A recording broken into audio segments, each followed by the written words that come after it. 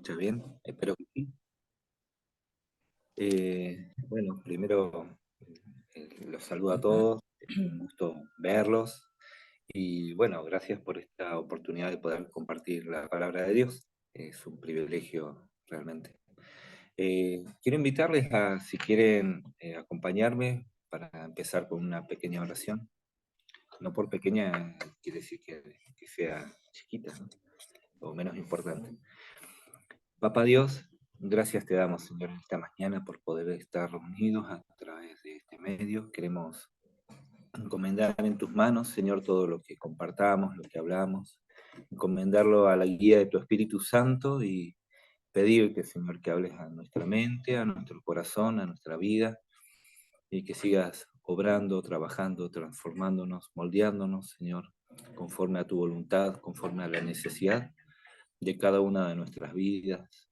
Te pedimos, Señor, que bendigas y reposes en cada hogar en este momento. Te lo pedimos y damos gracias en el nombre de Jesús. Amén.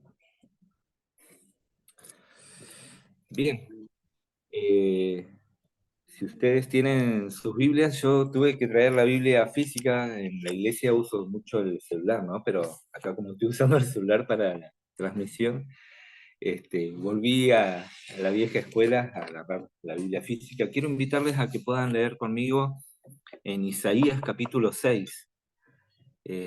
Vamos a arrancar esta reflexión en un encuentro tremendo de un hombre de Dios cuando se encontró en visión con Dios mismo, ¿no?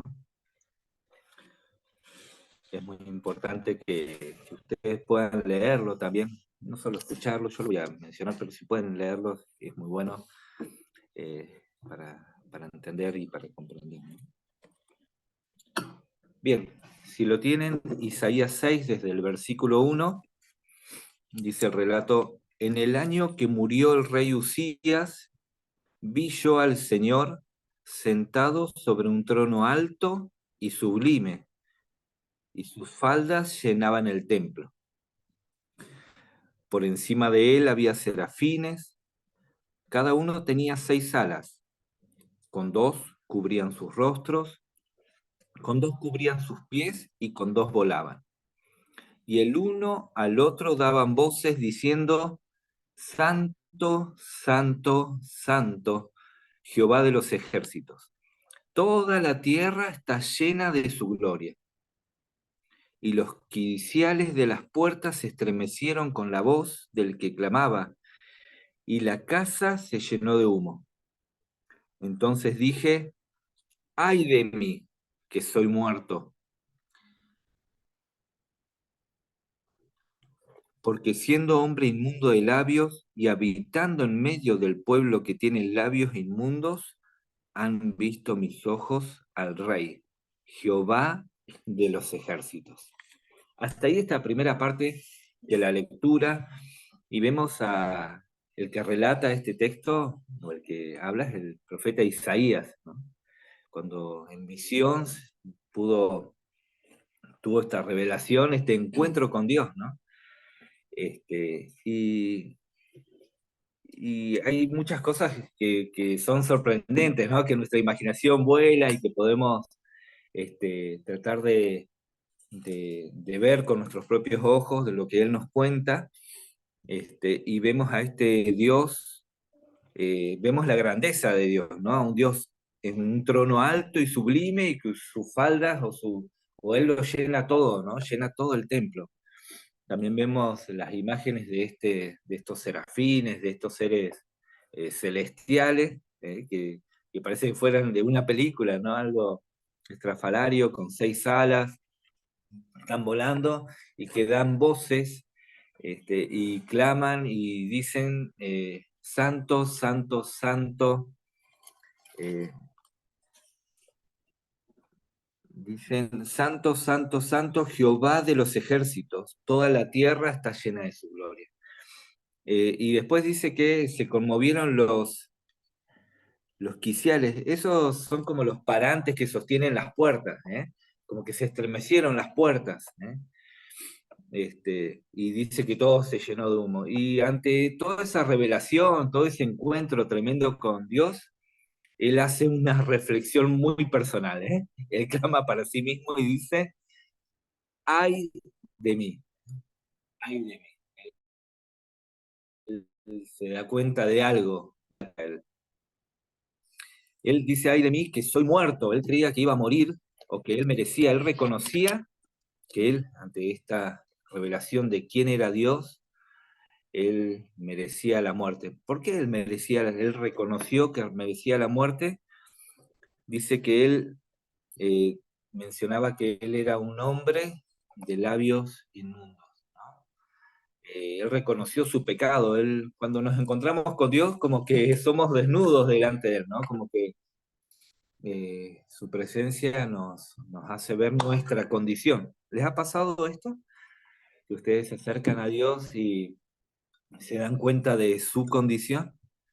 Dios les muestra cosas a ustedes de cómo están ustedes, de sus necesidades.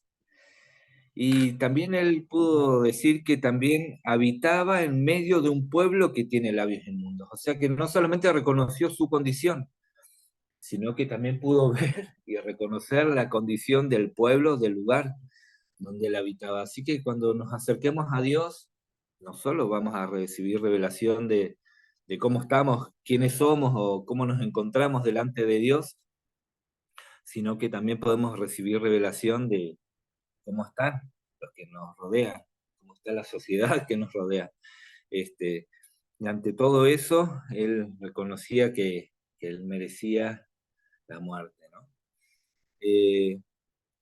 Después, si siguen leyendo ustedes el texto, es muy bueno, pueden leerlo en sus casas, en sus tiempos de meditación. Dice que un ángel se acercó y con un carbón encendido tocó sus labios, fue santificado, purificado, ¿no? Por Dios. Este, pero quería detenerme hasta ahí porque todos nosotros o vemos en la Biblia varias veces estos encuentros personales con Dios, donde la revelación de Dios muestra o revela a las personas su condición, ¿no? Así que les dejo una preguntita mientras vamos al siguiente texto. ¿Qué les ha revelado Dios a ustedes? ¿Cuál es su condición hoy en día delante de Dios? ¿Se ha acercado a Dios? Tal vez no se han acercado a Dios, pero si se han acercado a Dios, seguro que Él les está mostrando cosas, ¿no? El siguiente texto, algo que compartió, algo otro que tuvo una gran revelación o un gran encuentro con Dios, lo compartieron hace unos domingos atrás en una de las reuniones presenciales que tuvimos, fue Job, ¿no? ¿Se acuerdan? Que tuvo este desafío, todas estas pruebas, y al final del libro de Job, en el capítulo 42, está este famoso texto que dice en el Job capítulo 42, versículos 5 y 6, dice, de oídas te había oído, mas ahora mis ojos te ven. Por tanto, me aborrezco y me arrepiento en polvo y ceniza. ¿Eh? Como que él había estado en toda una negociación, en una discusión con Dios acerca de quién era Dios, pero en un momento, él, al final de toda esa discusión, al final él tuvo un encuentro distinto con Dios. Él mismo dice, de oídas te había oído. ¿Eh? Es como cuando llegamos a los caminos de Dios, alguien nos había hablado acerca de Dios, teníamos de oídas, alguien nos había dicho quién era Dios, pero es una cosa muy distinta encontrarse cara a cara y la revelación real de quién es Dios. Esa revelación de Dios hizo que este hombre, Job, un hombre justo delante de la presencia de Dios, él mismo dijera, mas ahora mis ojos te ven. Esa es la revelación directa de Dios con él. Dice, por tanto, me aborrezco. ¿Por qué? ¿Por qué se aborrece? Porque él, esa revelación, ese encontrarse con Dios, hace que entendamos quiénes somos delante de Dios y entendamos nuestras deficiencias, tengamos revelación acerca de quiénes, de nuestros problemas, de nuestras limitaciones. Eh, entonces, por eso él se aborrecía. Pero él no se quedó ahí nomás, ¿no? Y creo que es un paso que todos nosotros tenemos que dar cuando tenemos esta revelación de parte de Dios. Dice, por tanto me aborrezco y me arrepiento, dijo Job, en polvo y ceniza.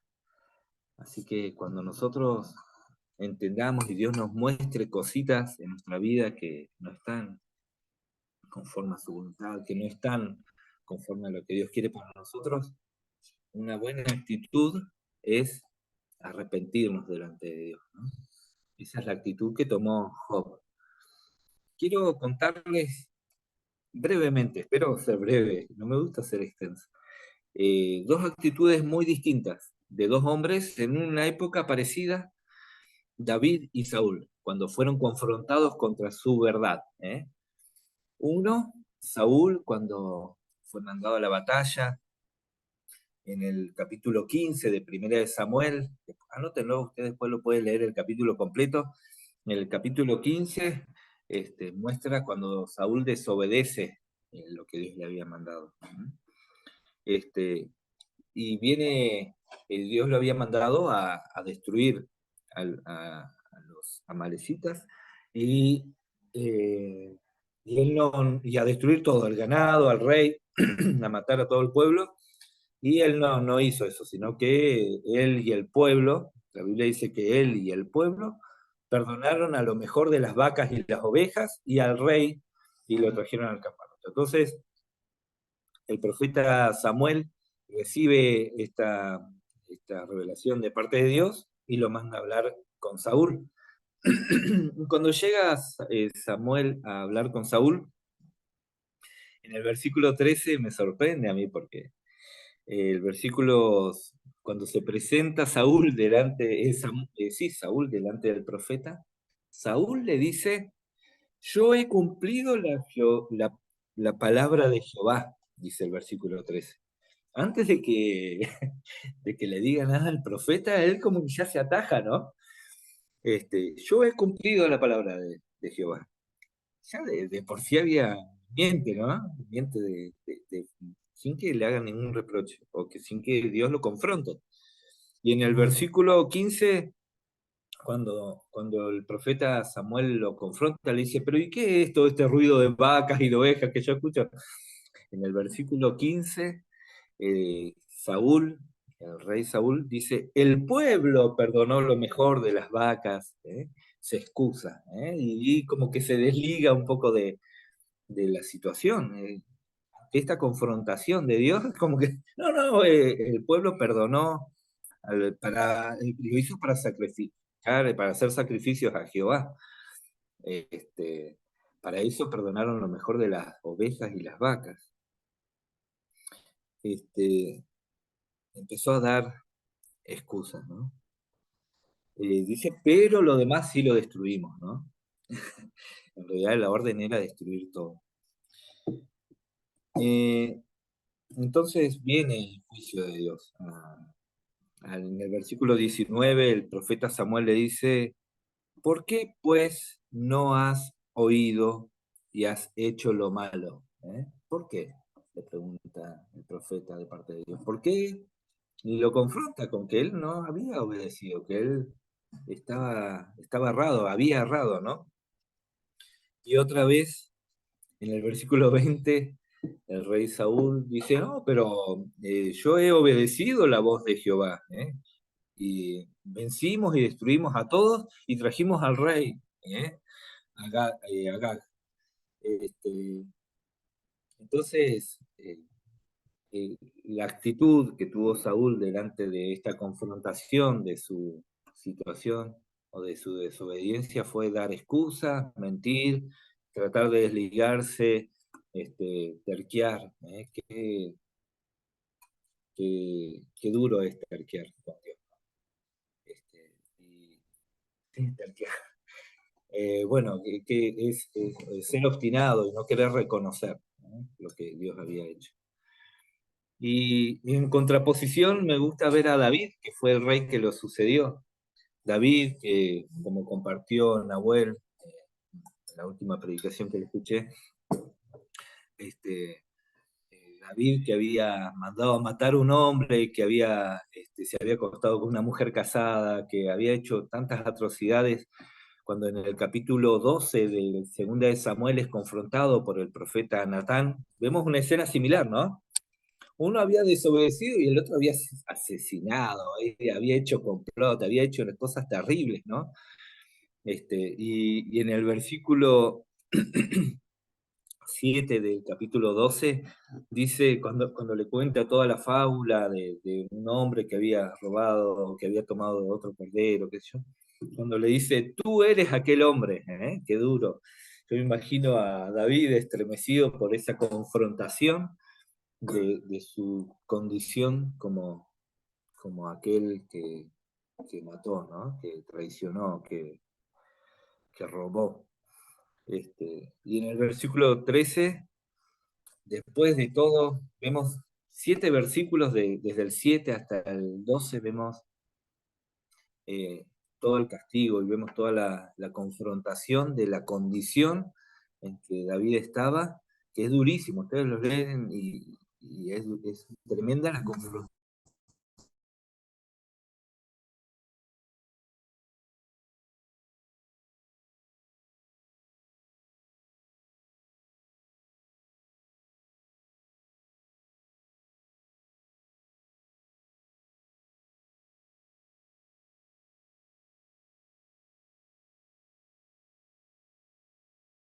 No hubo excusas.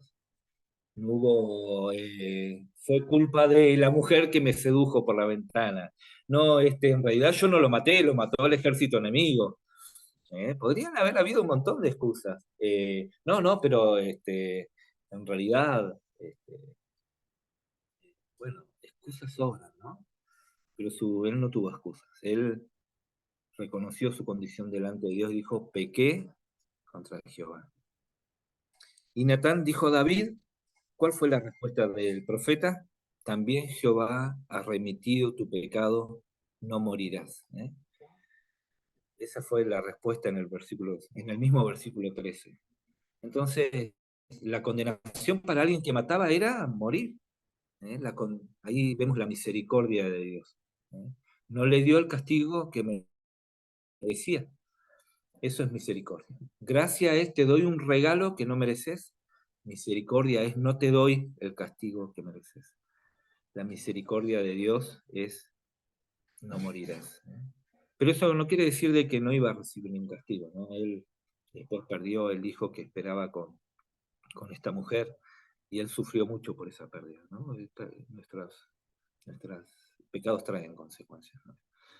Este, y, y el último encuentro, así confrontación con la realidad bíblica de otro personaje que también se acercó a Dios, buscando respuestas, buscando que Dios le confirme algo. Quiero leerles a alguien del Nuevo Testamento. No me gusta quedarme solo en el Antiguo Testamento porque hay una revelación muy distinta en el Nuevo Testamento. Cuando ustedes lean algo en el Antiguo Testamento, busquen también alguna referencia en el Nuevo porque la revelación cambia bastante. ¿Quién es Dios a través de Jesucristo? No es el mismo Dios, es el mismo Dios, pero su gracia, su misericordia para con nosotros es a través de Jesucristo, hoy en día. Así que los invito, si ustedes quieren leer alguno de estos párrafos, vamos a ver en Marcos, capítulo 10, versículo 17. Acá Jesús salía de bendecir a los niños, estaba en una situación muy linda, todos conocemos cuando los discípulos peleaban para que no molesten al maestro, a los niños, y Jesús les dijo, déjenlos venir a mí, porque de ellos es el reino de los cielos. Y después de eso dice, al salir él para seguir su camino, vino uno corriendo, vino uno acelerado, vino uno apresurado a buscarlo e hincado la rodilla delante de él. Yo me imagino a alguien que estaba arrodillado, como alguien que se arrodilla delante de un rey, con una rodilla, su rodilla, dice, no estaba hincado con sus dos rodillas, estaba con una rodilla hincado delante de él. Le preguntó, ¿usted le ha hecho preguntas a Dios? ¿Mm? Si le hizo una pregunta a Dios, tenga cuidado, O sea, no es que tenga cuidado, pero espere una respuesta. Y fíjese qué va a hacer con la respuesta. Este joven tuvo una respuesta. Vamos a ver qué actitud o qué hizo con esa respuesta. Dice, preguntó, maestro bueno, ¿qué haré para heredar la vida eterna? Jesús le dijo, ¿por qué me llamas bueno? Ninguno es bueno sino uno, Dios. ¿Eh? Los mandamientos sabes, no adulteres, no mates, no hurtes, no digas falso testimonio, no defraudes, honra a tu padre y a tu madre. El verso 20. Entonces, respondiendo él, dijo, Maestro, todo esto lo he guardado desde mi juventud. Entonces Jesús, mirándole, le amó. A mí me gusta esa partecita. Jesús lo miró y yo me imagino sus ojos tiernos diciendo, lo amó a este joven. Y le dijo, una cosa te falta. Anda, vende todo lo que tienes y dalo a los pobres y tendrás tesoro en el cielo. Y ven, sígueme tomando tu cruz. Esa fue la respuesta. Él obtuvo, él había preguntado, ¿qué haré para heredar el reino de los cielos? Esa fue su respuesta. Ve y vende todo lo que tienes y ven y sígueme tomando tu cruz. Pero él, afligido por esta palabra, se fue triste porque tenía muchas posesiones. Después él dice, qué difícil, Jesús dice, qué difícil es que los ricos entren al reino de los cielos, y sus discípulos le preguntaban, ¿por qué es difícil?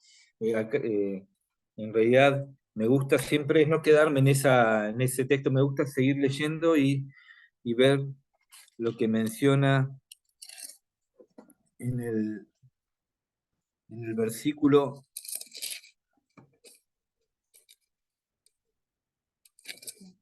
20.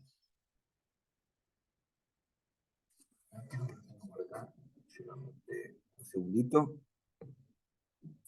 En el versículo 24 dice, los discípulos se asombraron de sus palabras, pero Jesús respondiendo dijo, volvió a decirles, hijos, cuán difíciles le es entrar a los que confían en las riquezas.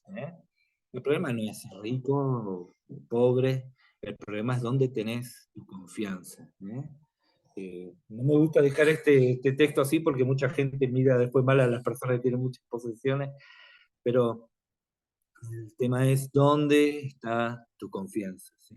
Pero bueno, acá tenemos a otra persona que tuvo un encuentro, que se acercó a Dios, que estaba buscando respuesta y Dios le mostró su condición. ¿Cuál era su condición? Su condición era que él tenía puesta su confianza en las riquezas, y él no quiso dejar eso de lado. Por último, y para terminar, quiero llevarlos al libro de Hebreos. Con la escuela bíblica, hace un sábado anterior, no el anterior, vimos con los chicos en capítulo 4 de Hebreos, versículo 12, vimos un texto acerca de la espada, ¿no? La espada de la palabra del Espíritu de Dios. Dice, porque la palabra de Dios es viva y eficaz y más cortante que toda espada de dos filos y penetra hasta partir el alma y el espíritu, las coyunturas y los tuétanos y discierne, o descubre, o revela, ¿sí? Y discierne los pensamientos y las intenciones del corazón. Así que les invito, ¿quieren tener una revelación de Dios? Les invito a acercarse a la palabra de Dios. Y van a ver que Dios les va a hablar y les va a mostrar su condición. Pero una vez que Dios les muestre su condición, ¿qué tenemos que hacer? ¿Qué va a pasar después? Que no nos pase como este joven rico. Dice, si seguimos leyendo este mismo texto, dice en el versículo 13, y no hay cosa creada que no sea manifiesta en su presencia. Estamos desnudos delante de Dios. como Adán y Eva, cuando después que pecaron y Dios los fue a buscar y se escondieron, ellos dijeron, nos escondimos porque tuvimos miedo, porque estamos desnudos. Ellos cuando tuvieron un encuentro con Dios se sintieron desnudos. Y acá también dice que estamos desnudos delante de Dios. Dice, no hay cosa creada que no sea manifiesta en su presencia ante bien. Todas las cosas están desnudas y abiertas a los ojos de aquel a quien tenemos que dar cuenta. Delante de Dios, Dios sabe todo. No sirven las excusas de Saúl, sino los pretextos. No sirve mentir delante de Dios. El versículo 14 dice, por tanto, teniendo un sumo sacerdote que traspasó los cielos, Jesús, Hijo de Dios, retengamos nuestra profesión. Cuando nos acerquemos a Dios no estamos solos delante de Dios. Tenemos a Jesús que está sentado a la diestra de Dios. ¿Sí? Ese es nuestro sacerdote, ese es nuestro abogado, ese es nuestro intercesor delante de Dios. Dice, porque no tenemos, el versículo 15, un sumo sacerdote que no pueda compadecerse de nuestras debilidades, sino uno que fue tentado en todo según nuestra semejanza, pero sin pecado. Dios Jesús pasó todas nuestras penurias y pasó todas nuestras dificultades, así que Él puede abogar por nosotros delante de Dios. Así que el verso 16 nos invita y dice, acerquémonos pues confiadamente al trono de la gracia. Gracia que dijimos que es, Dios nos da un regalo que no merecemos. Acerquémonos pues confiadamente al trono de la gracia para alcanzar misericordia, ¿sí? Para no recibir el castigo que merecemos y hallar gracia para el oportuno socorro, ¿no? Esa es la invitación de Dios. ¿Y cuál es la actitud? Seguramente no es la de Saúl, es la de David.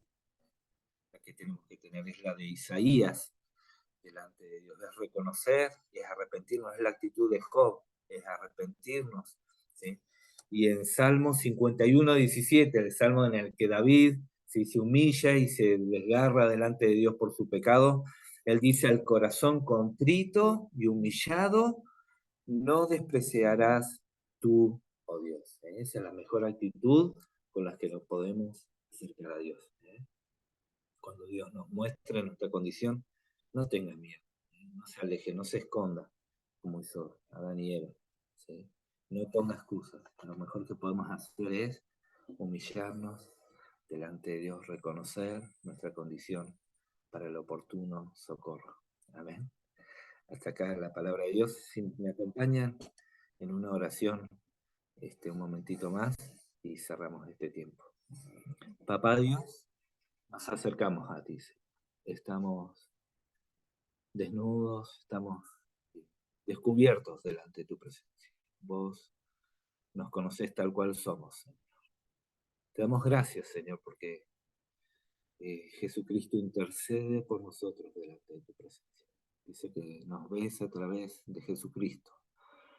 Te pedimos perdón, Señor, por nuestras faltas, nuestras falencias, nuestra condición. Reconocemos todo lo que no te agrada, Señor. Y queremos pedirte, Señor, que nos des gracia y misericordia, que cambies, que transformes nuestra vida, que acerques ese carbón encendido a nuestro corazón, a nuestra mente, para limpiarnos una vez más y transformarnos y hacernos aceptos delante de tu presencia, Señor. Límpianos, Señor. Perdónanos, Señor. Remite nuestro pecado como hiciste con David, Señor. Perdónanos, Señor. A través de Jesucristo, a través de su obra en la cruz, Señor. Y te damos gracias, Señor. Y pedimos, Señor, que sigas cambiando, que sigas con tu palabra, Señor, transformando y quebrantando toda coyuntura, todo hueso, hasta lo profundo de nuestro corazón. Queremos acercarnos a ti, como ese joven, Señor, pero queremos acercarnos que tú nos cambies. Señor Santo, te damos gracias porque un día te conocimos, no de oídas, sino de cara a cara, Señor. Frente a ti, Señor, te hemos conocido, Señor. Te damos gracias, Señor. En el nombre de Jesús. Amén y amén.